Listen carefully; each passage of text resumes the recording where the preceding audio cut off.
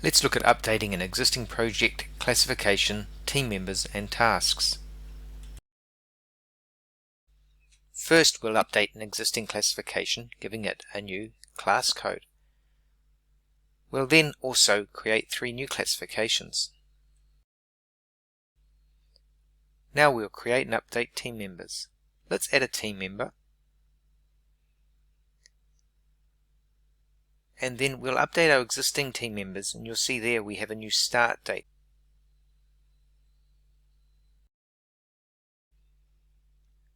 So now we can create some additional tasks,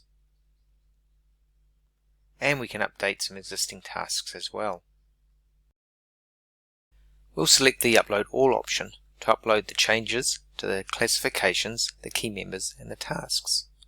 You can see here that the web service has been called and results are put back into the spreadsheet. And now we can see the accepted statuses for the data that's been loaded.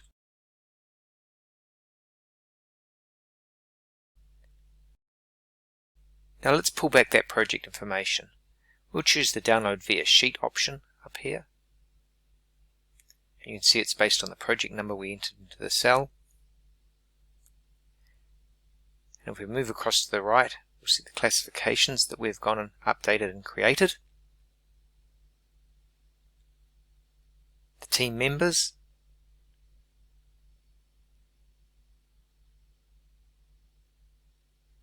And of course the tasks that we created and updated.